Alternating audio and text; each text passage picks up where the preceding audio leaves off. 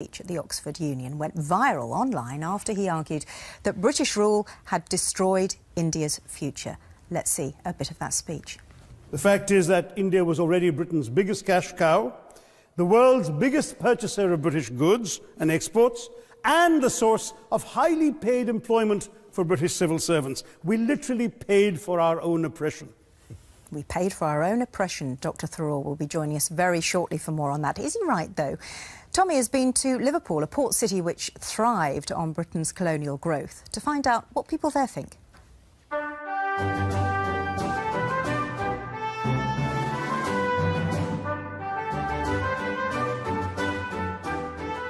What do you know about the British Empire? That Britain rule other countries? Well, not rule. They help rule other countries? They're sort of involved in a lot of the countries around the world. The British Empire, it's a very imperialistic and in the past very arrogant situation. We used to have Australia and India and all those other countries around there, but I don't really know that much about it. I believe that we brought a lot of freedom to people, a lot of opportunities to countries which probably didn't have them in the past. The Redcoats marched all over the world and plundered the place. They turned up in places like Africa and said, "We're here," and that was it. They ruled India at the time, in the 19th century and 18th century. When they did go there, they brought all the diamonds and everything down here, which Queen got at the moment. Are you proud of the British Empire and the fact that we ruled a big part of the world? Yeah, because it proves power. It proves that we are a powerful little country. Are you proud of the British Empire? Very much so, yes, yeah. I'm proud of being part of the UK, but English history I'm not that proud of, no. I think half the problems we've got today are to do with the history of the English, not the British, the English. Who's benefited? Us. We've gone and we've robbed natural resources such as gold, oil, diamonds, trees. We've killed wildlife, we've killed indigenous people. You can't live in the past, we know that, but I certainly think it had more benefits than anything else. We've introduced parliaments and democracy voting, elections for people, one man, one vote type of thing. Do you think we're now compensating for what the Brits did by letting immigrants into the country now? Absolutely not, no. No, 2 million Indians fought for us in World War II, and people go on about the immigrants that come from India. If it wasn't for these people that came from these countries, we'd have lost. I think it's time now that we've got such an influence on the countries. It's sort of okay, well, we'll give back some of the stuff that we took from you, yeah. So they should compensate India, they should give it back now. Yeah, exactly, It's been ages now. They should pay it with interest, as a matter of fact. I don't think you can compensate. How do you compensate something like that? I think we should learn our lessons. I would probably say to them, the past is the past and we're not responsible for the past, that we should all just now get on together. We should all get on together. The past is the past and we're not responsible for it. What are your thoughts at home? Do email us, text us, call or use social media to get in touch. Should Britain pay compensation to its former colonies? With interest, as that gentleman said. We're going to find out what our guests think in just a moment. First, though, let's hear from the man who suggested that, Dr. Shashi Tharoor, who joins us from Edinburgh this morning. Good morning to you, sir. Thank you very much for joining us. Good morning. Good to be with you. Your country, India, is tipped as a future superpower. Do you need Britain's money or apologies? Well, superpower is something else. I'm afraid we're still super poor. So it's a while before we can contemplate superpower status, and I'm not sure we should. But that's another debate. I think as far as the reparations issue is concerned, what I suggested at Oxford was that what was important was the principle that a debt was owed, not a sum of money, because as somebody said in that extract earlier, you can't quantify human suffering. What you can do, of course, is to make a gesture, and I suggested £1 a year for each of the next 200 years to make up for the last 200. And what would that amount to in your sums? £200. I mean, the point is, there have been calculations made by people, and they're impossible to fulfil. I mean, somebody has suggested a figure of 3.4 trillion pounds sterling, and which is, you know, far larger than your economy and far larger than you would be able to pay over the next 200 years. So I think that sort of debate is pointless. And the kinds of things I was talking about, the depredations, the dramatic reduction of India's share of global GDP from 23% when the British came to 4% when the British left, the collapse of India's exports from 27% when the British came to 2% when the British left, all of these things, and then the loss of human lives, something like 15 to 29 million Indians died unnecessary deaths in man-made famines during British rule. And the fact is, you cannot put a price on all of this. Sure. So reparations in monetary terms is pointless, but the principle of atonement, not just apology, but of atonement is why I suggested £1 a year. What about the other things that Britain perhaps left India? So parliamentary democracy, you may have heard one of our guests speaking about that earlier in Liverpool. Also the rule of law, the protection of rights, the English language, a very good railway system which still employs 1.6 million Indians. Are you really saying that when Britain left India with nothing? No, but I am saying that Britain left India a lot worse off than it would have been without Britain. As far as the railways are concerned, for example, which is frequently trotted out as an example, the railways were a wonderful British scam. They were built for British convenience, to get Britons around, and particularly, above all, to move Indian raw materials to the ports to be shipped to Britain, where very often they were manufactured into goods and shipped right back to India, where we paid extortionate prices for them. What is more, in building the railways, the British offered such extravagant guaranteed rates of return to British private investors that every line of railway in India cost double what the same mile would have cost in Canada or Australia. It was, as it was pointed out at the time, private enterprise, British private enterprise, at public risk, Indian public risk.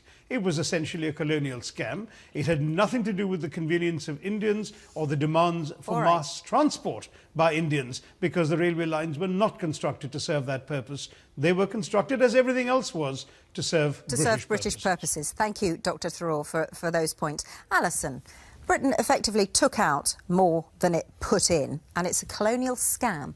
Well, I've read a little bit about this, and there are some people who would say the opposite. As for being a scam, I don't agree with that at all. I'm proud of our British heritage. I think Britain did extremely well with the British Empire, but I think in 1947, when we pulled out from India and they had their independence, was absolutely right. Of course we made mistakes, but we were never brutal to people who were in the empire, as other Amritsar massacre, as other countries were. And the famines you just spoke about, you're saying that wasn't brutal? Well, it wasn't all to do with the British. Of course it wasn't. The Amritsar massacre wasn't to do with the British. It was 1919. I don't know. Have you read what happened after what the British rather arrogantly called the Indian Mutiny, when they asked Hindu and Muslim sepoys to bite on cartridges which contained forbidden animal fats? Their punishment for not doing that was the most appalling acts of genocide by the British, torture of Muslims, wrapping them up in pigskins, putting men in cannon guns and shooting them into the air. And the Hindus were supposed to be eating something to do with the cow. But, I know, but I mean, you can't say that there was no brutality. But there was very little compared with other nations. Well, OK. 6.1 million people died in one famine alone. That's very little, is it? The Amritsar massacre, 379 Indians were killed in the Amritsar massacre. David Cameron in 2013 went almost as far as an apology, saying, I don't think the right thing to do is reach back into history and seek out things you can apologise for, but he certainly acknowledged that level of brutality did take place in those years. I'm the first to hold up my hand and say we got things wrong. Of course we did. We're human, and by human nature we will make mistakes. But by and large, I think we didn't do at all badly when we had the British Empire, and looking after India and all the things you've mentioned, which are the positives. Should we atone for the things that we got wrong in the past? I think probably I think empire building is probably something the world should stay away from. And if you look at most empires, from the Roman Empire, what are we going to ask the Italians to start apologising to us?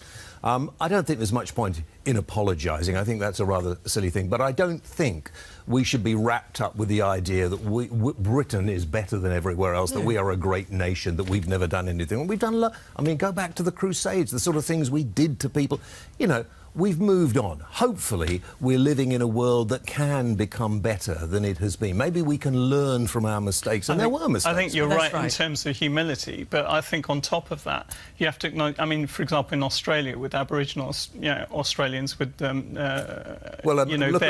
reconciliation movement was a very big movement, and I was actually involved in that for some time when I was over there, and I think it was very important because it gives people a sense of dignity and a sense that they've actually moved on from something, that they can park all their resentment historically. So an apology is quite important? I think an apology is very important.